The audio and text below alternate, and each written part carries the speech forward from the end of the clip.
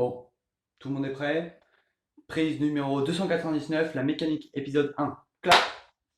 Hey, bienvenue, je suis le narrateur. Oui, celui qui fait les voix off pour la merveilleuse équipe de Trucs Bidules et Savants. Mais quelle est cette drôle de chose, vous direz-vous? Eh bien, la question est légitime. Vous êtes en train de regarder leur toute première vidéo. Trucs Bidules et Savants est une équipe surmotivée, à la pointe des connaissances de ses domaines d'expertise, sélectionnée avec soin, avec des outils de management plus high-tech qui n'ont jamais été dans n'importe quel service de ressources humaines, aussi qualifié soit-il. C'est en tout cas ce qu'il y a écrit sur le texte qu'on m'a demandé de vous lire. En pratique, cette étrange chaîne YouTube rassemble quelques joyeux lurons qui essaieront tant bien que mal de vous décrypter quelques domaines de la physique. Et pour commencer, quoi de mieux que de s'intéresser à la mécanique? On ne parle pas seulement de boulons ou de moteurs crasseux, mais de l'étude des déformations et des mouvements des corps. Bon, ça paye peut-être pas de mine comme ça, mais en tout cas, on m'a dit de vous dire que, vous verrez, ça en jette. Alors, je peux en profiter pour vous présenter la fine équipe. On peut commencer par cet homme discret, juste là, sur le bord de l'écran, que vous ne verrez jamais devant la caméra. En tout cas, pas après la post-prod. Enfin, si le monteur a fait son boulot correctement. Et d'ailleurs, où est encore passé le monteur? Bref, on appelle ce gaillard Alpha. C'est le machiniste et notre merveilleux Clapman. Il a été embauché lorsque son cousin, prénommé Omega, qui faisait les outros de vidéos, a subitement été viré suite à un accident de lampe de bureau. Maintenant, c'est moi qui m'y colle. Et je pense que je m'égare. En tout cas, c'est ce que me dit la régie à l'oreille. Il me menace de me couper la chic. Retournons donc à cette vidéo. Installez-vous confortablement et profitez. Bon, sans plus attendre, voilà le physicien. C'est un peu la vedette de la vidéo. Enfin, c'est surtout celui qui se considère comme la vedette de la vidéo, si vous voyez ce que je veux dire. En théorie, c'est celui qui est là pour qu'on dise pas trop de bêtises quand on parle de phénomènes physiques. Mais à ce qui paraît, il sait juste mettre en équation un caillou qui tombe. Enfin, c'est la rumeur, quoi. Savez-vous pourquoi les choses sont mues? Mues? Je vous présente maintenant le stagiaire. On ne sait toujours pas trop ce que fait cet énergumène sur le tournage, parce qu'on lui a constaté aucune qualification, aucune connaissance, ni aucune compétence utile. Même son café est dégueulasse. Bref, il sert à rien, il comprend rien, et pourtant il est là à chaque tournage. Oui, pourquoi les choses sont mues, c'est-à-dire pourquoi les rivières coulent, pourquoi l'air forme du vent, pourquoi les choses se déplacent. Bon alors là, je dois bien dire que non. Je sais pas pourquoi. Ça tombe bien, puisque dans cette vidéo, on va s'intéresser à l'étude des mouvements, aussi appelée la mécanique. Truc bidule et savant présente la mécanique épisode 1. Aristote cause un jour, cause toujours. Savoir pourquoi les choses se déplacent est une question complexe qui intrigue depuis des milliers d'années. Et déjà, Attends, qui es-tu? salutations, je suis l'historien. Allons bon, un historien. Lui, c'est l'historien. Son rôle, c'est de lire des bouquins ou des articles Wikipédia pour nous concocter ce que le boss appelle un contexte historique propice à l'apprentissage de notions complexes. En trois mots, l'historien, c'est celui qui fait des digressions beaucoup trop longues sur les notions abordées pour enrober le tout et le rendre plus présentable. Oui, je suis celui qui fait des digressions beaucoup trop. Non, je suis celui qui fait des digressions historiques, celui qui parle des découvertes et des savants. Bref, revenons à nos moutons. Quels moutons? Déjà dans l'Antiquité, les Grecs avaient développé un grand intérêt pour l'observation de la nature, qu'ils appellent la physique. Pour eux, la physique est l'objet de débats et de discours, c'est une branche philosophique. Il n'est alors pas étonnant que des philosophes grecs soient les précurseurs de cette discipline scientifique. L'un d'eux a tout particulièrement marqué l'histoire de la physique occidentale, il s'agit du fameux Aristote. Je pense qu'il est également nécessaire d'introduire ce personnage historique.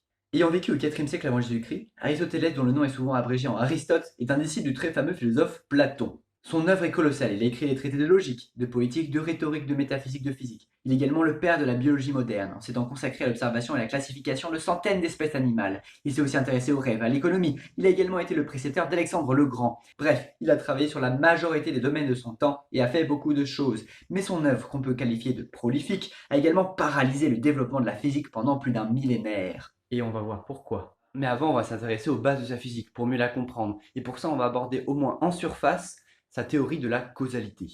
La causa? La causa quoi? La causalité, dont la théorie aristotélicienne a été développée dans un ensemble de traités appelés physiques. Physique.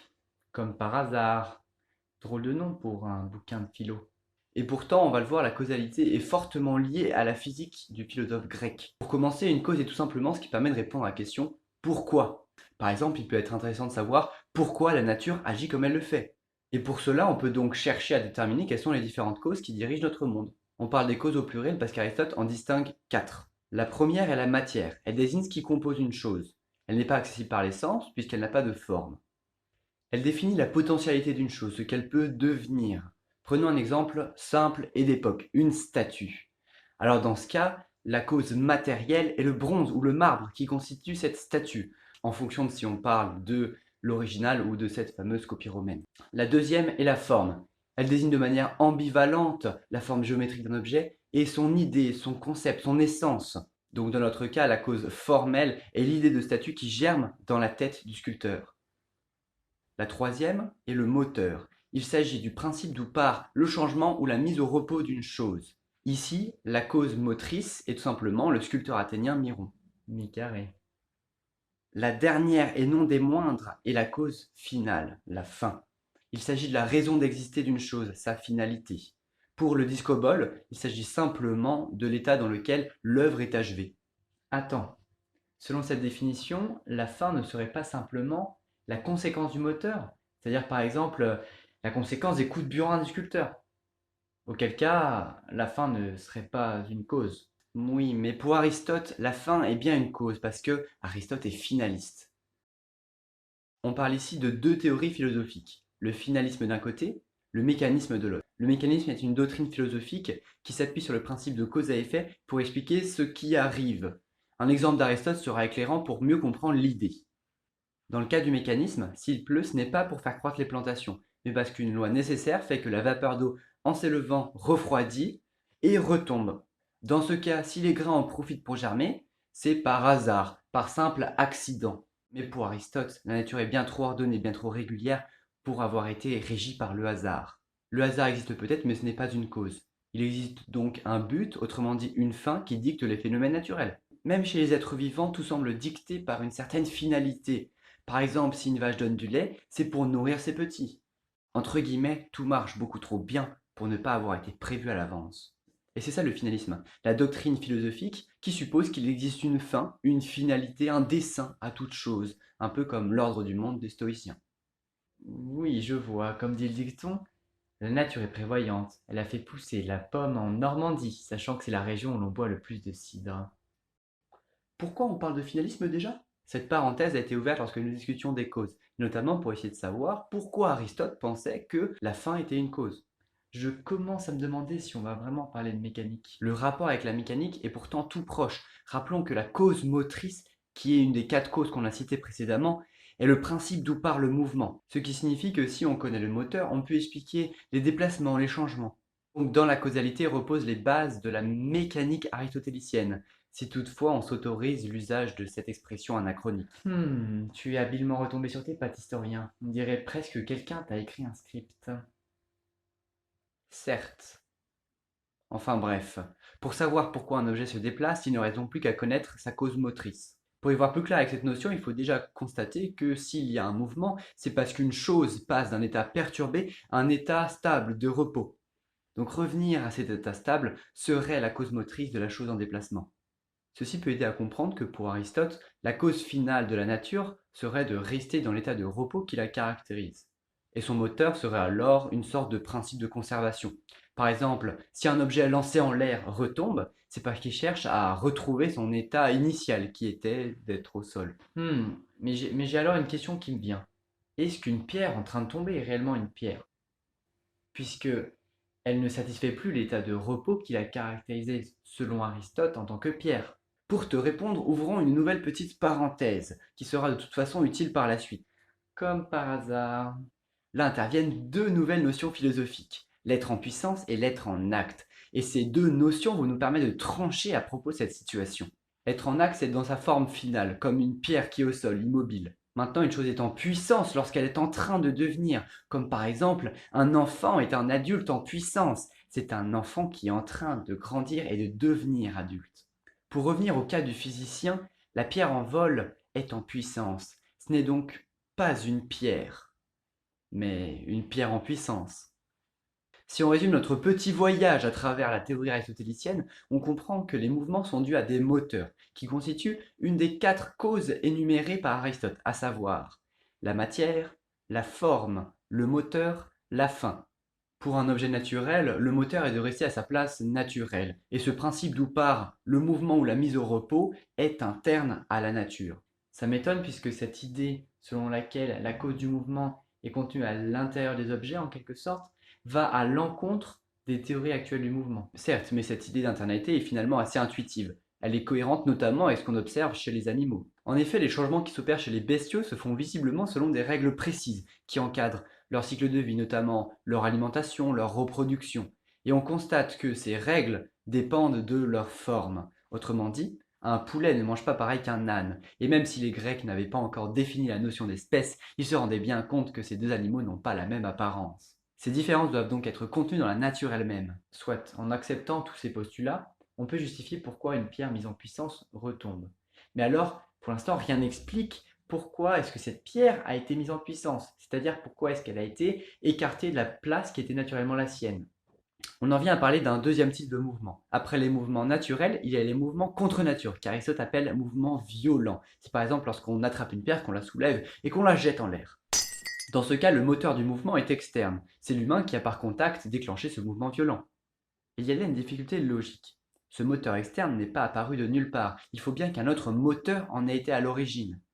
Et puis il faut encore qu'un autre moteur ait initié ce moteur qui a initié le moteur qui a fait en sorte que la pierre a été écartée de son lieu naturel, etc., etc. Ce raisonnement récursif, ajouté à quelques hypothèses, amène Aristote à considérer qu'il existe un moteur premier, qui meut sans être mu. Il appelle ce premier moteur Dieu.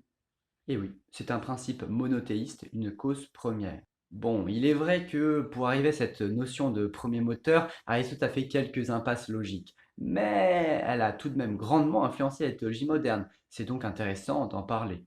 Bon, j'avoue que c'est classe. Je ne m'attendais pas à tomber sur la théologie en vous écoutant blablater. Le voici, le voilà plus en forme que jamais, le mathématicien. Ce gars, c'est un peu un stéréotype ambulant. Il adore les maths, il adore faire le calcul, et il est super bizarre. Et en plus, il fait peur aux stagiaires. Donc, c'est pas si mal. Peut-être qu'il en débarrassera un jour, qui sait. Mais la vraie question à se poser maintenant, c'est quand est-ce qu'on fait du calcul bien sale? Parce que c'est un peu ça la physique au final. Bah, vous en tirez des tronches.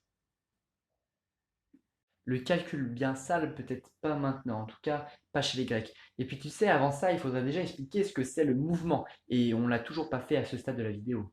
Ah oui, c'est tout à fait vrai. Ouais, c'est vrai ça, c'est quoi juste un mouvement?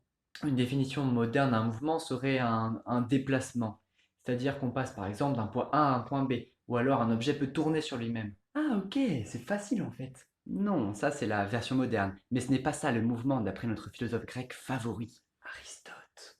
On l'a vu, il existe deux types de mouvements, les mouvements naturels et les mouvements violents. Sauf que pour le philosophe grec, un mouvement n'est pas simplement un déplacement. Pour lui, la définition est plus large, elle est intimement liée à la notion d'être. Ah oui, la fameuse parenthèse utile par la suite, l'être en puissance, en acte, tout ça, tout ça. Le mouvement est donc le passage d'être en puissance à être en acte.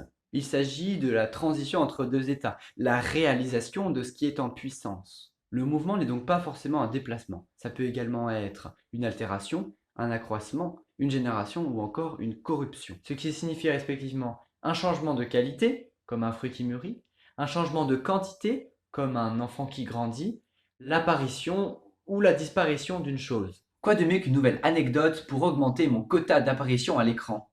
Le saviez-vous? Aristote pensait que la génération pouvait être spontanée. Par exemple, sur de la nourriture pourrie, les moisissures semblent apparaître de nulle part. Elles sont donc logiquement générées spontanément.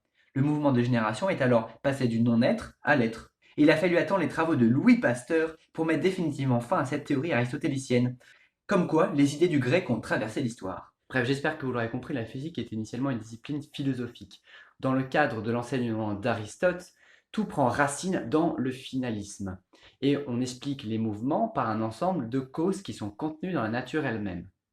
Mais ça m'a l'air bien qualitatif tout ça, je suis pas payé pour rien faire quand même. Quand est-ce que les maths interviennent?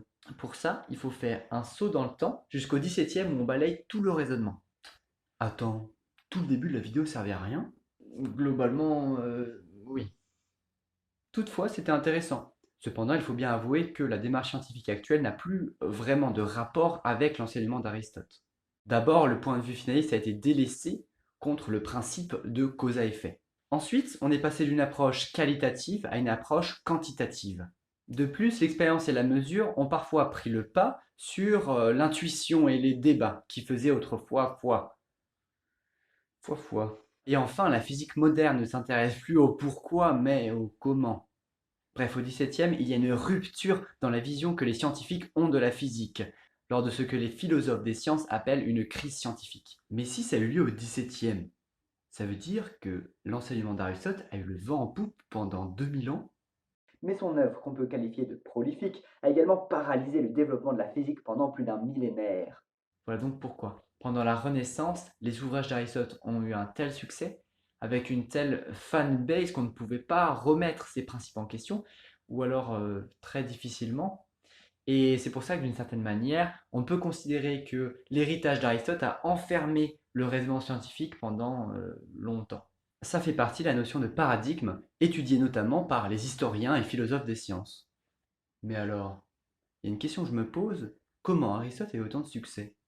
Peut-être que cette question restera en suspens. Ou pas. En tout cas, notre quota de watch time imposé par la direction est atteint, mettant d'un même coup un terme à cet épisode.